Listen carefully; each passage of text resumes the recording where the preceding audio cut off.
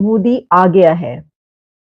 Prime minister Narendra Modi ने कामयाबी के बाद अपने राइवल्स को डंप करने के बाद उनको वार्निंग भी दी है। और ब्लूमबर्ग का ये कहना है कि इंडिया के प्राइम मिनिस्टर नरेंद्र मोदी की जीत के बाद अब मार्केट और ज्यादा बढ़ेगी। इंडिया वाले हिंदू हमारे साथ जो हालत कर रहे हैं मुसलमानों के साथ, वो देखा जाए तो फिर कितना बुरा लगता है। अच्छा, अगर इधर हिंदू फिर रहे हैं, अभी आए मैं आप आजम मार्केट गया था पिछले दिनों, तो वो आए थे सिख यात्री वगैरह, उनके साथ इतना अच्छा बर्ताव कर रहे थे, मेहमानों जिस तरह भाइयों जैसा सलूक कर रहे थे। अगर हम उधर चले जाए ऐसे मामला नहीं है। ये नरेंद्र मोदी जो हैं वो 2001 से लेके 2014 तक चीफ मिनिस्टर रहे। 2014 से लेके जो सिचुएशन नजर आ रही है कि अगर अगले मार्च अप्रैल में जो इलेक्शन हो रहे हैं इंडिया के अंदर वो फिर जीत जाते हैं तो 30 साल एज एन चीफ एग्जेक्टिव, 15 साल इंडिया का और 15 साल गुजरात का। तार साहब 73 इयर्स का ओल्ड बाबा जी हैं, लेकिन उनको ऐसा हाथ और पल्स है यूथ, जवानों पे, बूढ़ों पे, खवातीन पे। How do you see, how is it going to impact and affect? Narendra Modi साहब जो हैं वो जीत चुके हैं। 3 स्टेट्स में उन्होंने कामयाबी हासिल की है और ऐसी जबरदस्त कामयाबी हासिल की है कि उसका चर्चा जो है वो दूर दूर तक है।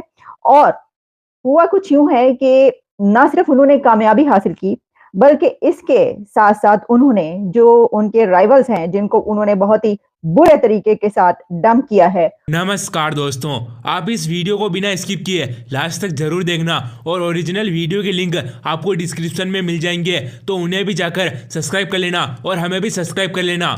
कि भारत के अंदर अभी कुछ 4 एक स्टेट्स में इलेक्शन हुए हैं, जिसमें जो मध्य प्रदेश है, राजस्थान है, तेलंगाना है, छत्तीसगढ़ है। इन स्टेट्स में जो बीजेपी है, Bharatiya Janata party, prime minister Modi की, वो बड़ी लैंडस्लाइड विक्ट्री के साथ जो है वो जीत गई है। मध्य प्रदेश में 163 सीट्स, कांग्रेस की 66 हैं, छत्तीसगढ़ में 54 एंड 36 हैं। इसी तरह राजस्थान में भी 115 एंड 70, मतलब इस तरह चल रहा है। तार साहब नरेंद्र मोदी जो हैं वो 2001 से लेके 2014 तक चीफ मिनिस्टर रहे। 2014 से लेके जो सिचुएशन नजर आ रही है कि अगर अगले मार्च अप्रैल में जो इलेक्शन हो रहे हैं इंडिया के अंदर वो फिर जीत जाते हैं तो 30 साल एज एन चीफ एग्जेक्टिव, 15 साल इंडिया का और 15 साल गुजरात का। तार साहब 73 इयर्स का ओल्ड बाबा जी हैं, लेकिन उनको ऐसा हाथ और पल्स है यूथ, जवानों पे, बूढ़ों पे, खवातीन पे। How do you see, how is it going to impact and affect south Asian politics and international politics अगर वो वजीर आजम बन जाते हैं and the way he is going in that direction? Sir Cheema साहब, मैं समझता हूँ भारत की तरक्की का एक ये भी बहुत बड़ा सीक्रेट है, एक सिंसियर रजीम का। सिंसियर, मेरा जो एम्फोसिस होगा वो सिंसियर रजीम पे होगा। एक सिंसियर रजीम जो है वो अपनी पॉलिसीज अगर बनाती है तो उसको इंप्लीमेंट करने के लिए मेरे ख्याल में 4 साल या 5 साल is not a sufficient period. एक फिलॉसफी, एक आइडियोलॉजी, उसको इन्फोर्स करने के लिए एक लंबा पीरियड दरकार होता है। और यही मैं समझता हूं कि भारत की एक तरक्की का सीक्रेट भी यही है कि मोदी साहब जैसा उनको एक लीडर जो नेशनलिस्ट है, उन्होंने उनको लीड किया और आगे भी मजीद लीड कर रहे हैं। इकॉनमी 5वें नंबर पर है उनकी। मुझे अभी तक उनके अल्फाज याद हैं कि मैं गारंटी करता हूं कि वो विल टच द नंबर 3। अब मैं ये बताना चाहूंगा खासकर इलेक्शन के हवाले से कि बीजेपी जो है, और यहाँ Cheema sahab Madhya Pradesh, I always call Madhya Pradesh as my home state even then, क्योंकि जसदीप सिंह इज फ्रॉम मध्य प्रदेश। मैं हमेशा इंदौर जाता हूँ, अभी भी इस ट्रिप पर मैं when I am going to India I will be spending 2 days there.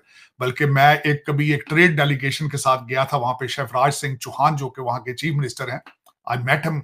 और Bhopal, I went to Bhopal at the same time. Jasdeep's family is in politics, वो भी बीजेपी से थे, वो भी उनके जो रिलेटिव हैं। मध्य प्रदेश और उसमें मध्य प्रदेश में, तेलंगाना में, छत्तीसगढ़ में, और सिर्फ एक वाहिद स्टेट है जिसमें कांग्रेस लीड करती नजर आ रही है, राजस्थान के जालिमों मोदी आ रहा है। तो वो अब तय हो गया, अब ये पता चल गया कि अब वो आ नहीं रहा, अब वो आ गया।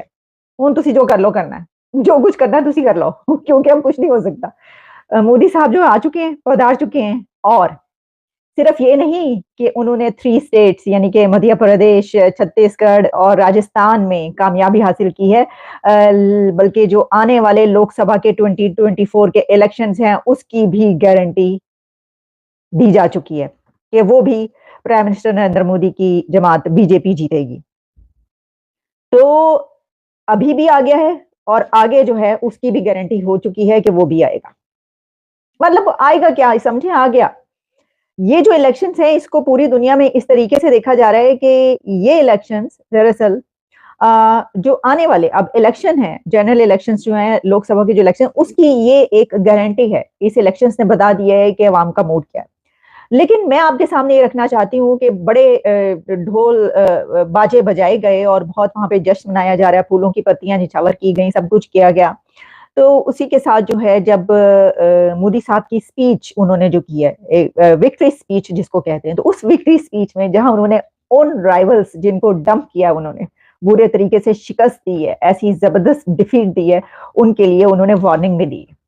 तो मैं अभी अपने इस वक्त के प्रोग्राम में उनकी स्पीच वैसे है बड़ी जबरदस्त, यानी सारी स्पीच ही जो है वो सुनने के लायक है कि मैं आपके लिए चला सकूं, तो मैं इस वक्त सिर्फ एक पार्ट चलाऊंगी जो मैं बात कर रही हूँ अपने इस प्रोग्राम में। जो मैंने देखे ना, ये जो विन है उनकी, विक्ट्री, इसके कई एक एंगल्स हैं, उस पर बहुत सारी हम बातें कर सकते हैं, लेकिन इस वक्त मैं सिर्फ उस पर बात करूंगी कि जो ये बात की जा रही है, ब्लूमबर्ग इंटरनेशनल मीडिया इसको कैसे देख रहा है, और दूसरा ये कि उन्होंने ये जीतने के बाद, राइवल्स को डंप करने के बाद जो ये कहा है कि वार्न किया, वो क्या है।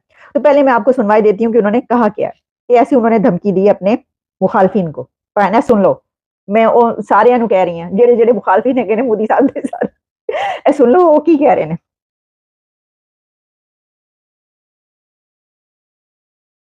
क्योंकि नकारात्मक शक्तियां अब तेजी से एकजुट होने का प्रयास करेंगी। देश को बांटने वाली ताकतें अब एड़ी चोटी का जोर लगाएगी। समाज में खाई पैदा करने वाले हम नए मौके तलाशेंगे। हमें उनसे मुकाबला भी करना है। हिंदुओं से इतनी नफरत है तो उनकी मूवीज क्यों देखते हैं आप? क्या वजह है? आप अपनी पसंद की चीजें उनमें से पिक करके उनको फॉलो करते हैं, लेकिन नफरत जब करनी हो तो उनके मजहब को सामने रख के नफरत का निशाना बना देते हैं आप। उनकी तरक्की को आप जो है वो देखना नहीं चाहते, मूवी उनकी मिस नहीं करना चाहते। क्या वजह है? हर आपके जो लौंडा लपाड़ा है उसकी गाड़ी में आज भी गाने अगर देखा जाए तो वो सारे भारतीय पंजाबी चल रहे हैं, सारे मूवीज के गाने चल रहे हैं, डांस हो रहे हैं मूवियों। आपके हर शादी के ऊपर बिल्कुल इस तरह लगता है कि मैं भारत में खड़ा हूं। हर शादी इस तरह लगती है कि उसमें टोटल इंडियन कल्चर की ठाप होती है। लेकिन उनकी तरक्की से बाइकाट है आपका, उनकी सियासत पे, उनकी डेमोक्रेसी से बाइकाट है आपका। यह ज्यादती है और आप अपने आप से ज्यादती कर रहे हैं, उनके साथ ज्यादती नहीं है, क्योंकि they have given you a distance of at least 100 years. जो जिस तरीके से उनकी फॉरेन रिजर्व 600 बिलियन है, जिस तरीके से उनका इंडियन डायस्पोरा है, जिस तरीके से तालीम है, जिस तरीके से Indian institute of technology is working and performing. आपके मैं बताया था शायद चीमा साहब, भारत के अंदर 1300 यूनिवर्सिटियां हैं, आपके पास मेरा ख्याल है कोई टूटी फूटी 70-80 यूनिवर्सिटियां, वो भी नॉन फंक्शनिंग है। उसकी वजह यह है कि वहां से लोग निकलते हैं, 2 लफ्ज इंग्लिश में नहीं लिख सकते, 2 लफ्ज नहीं लिख सकते। आपने बाइकाट कर दिया है नॉलेज के साथ और इंटेलेक्ट के साथ, ये आपको बहुत इसकी कास करेगी। लेकिन यहां ये जरूर बताऊंगा कि आपको रूल करने वाले सारे लंदन लॉट हैं, लंदन पलट है, इनके बच्चे आज भी वहीं पढ़ रहे हैं। जुनैद सफ्दर की जरा देखें एजुकेशन, बिलावल भुट्टो साहब की एजुकेशन देखें, मेरे मुर्शद पाक के दोनों बच्चे लंदन में तालीम ले रहे हैं। लेकिन ये सारे के सारे इकट्ठे होकर आपको कहते हैं जिहाद। जिहाद करें आप जाके गोलियां खाएं सीनों पर और जेलें भरें इनके लिए जिनके बच्चे लंदन बैठे हैं। लेकिन ये आप लोगों को सोचना होगा कि where the hell we are going, हमारी डेस्टिनेशन क्या है। मैं आई एम सरप्राइज चीमा साहब के इलेक्शन को आपने बाइकाट किया भारत का, आपके मीडिया ने ज्यादती की है। लेकिन ये कि ये मैं इस इलेक्शन को प्री टेस्ट कहूंगा, जिस तरह आपने खुद फरमाया है, ये प्री टेस्ट था भारत के अंदर। ये basically this was a check on Modi's performance, कि उन्होंने भारत के अंदर किस तरह वो परफॉर्म कर रहे हैं, उनकी रजीम किस तरह चल रही है। मैं समझता हूं जिस तरह आपने खुद फरमाया कि अगला इलेक्शन जो है, रिगार्डलेस पॉपुलैरिटी के आसमान को वो टच कर रहे हैं। Next prime minister will be definitely Modi, और मेरे ख्याल में मोदी साहब को रहना चाहिए भारत के अंदर उनका प्राइम मिनिस्टर, और इससे मजीद तरक्की करेगा भारत मेरे ख्याल में। एक शेकअप करना, और कांग्रेस दूसरी तरफ मैं जब देखता हूं, मैंने सबसे पहले मेरा इतराज था कि हमारे जो गांधी साहब हैं, उन्होंने वो जाते थे इलेक्शन पे तो उन्होंने पतलून और शर्ट पहनी होती थी। मेरे ख्याल में उनको कुर्ता पजामा होना चाहिए था। उन्होंने पहले पूरे इंडिया का दौरा किया है, उसमें भी वो पतलून और शर्ट में रहे हैं। पता नहीं, शायद अपने इटालियन हेरिटेज को वो ज्यादा मेरा ख्याल पसंद करते हैं, क्या वजह है। लेकिन कांग्रेस जो है is nowhere to provide a leadership. तो दोस्तों वीडियो आपको कैसा लगा आप हमें कमेंट में जरूर बताना। अगर आपने इस वीडियो को यहाँ तक देख लिया है तो आपको सब कुछ समझ में आ गया होगा। और दोस्तों ओरिजिनल वीडियो के लिंक आपको डिस्क्रिप्शन में मिल जाएंगे, तो जल्दी से जाकर उन्हें भी सब्सक्राइब कर लेना और हमें भी सब्सक्राइब कर लेना, और इस वीडियो को आगे से आगे तक शेयर जरूर करना। और ये वीडियो अच्छा लगा हो तो वीडियो को लाइक और हमारे चैनल को सब्सक्राइब जरूर कर लेना, और घंटे के निशान को भी दबा लेना। जैसे हम वीडियो डालेंगे सबसे पहले आपके पास ही आएगा। और हम मिलेंगे इससे और नए वीडियो में, तब तक के लिए धन्यवाद। जय जवान जय किसान।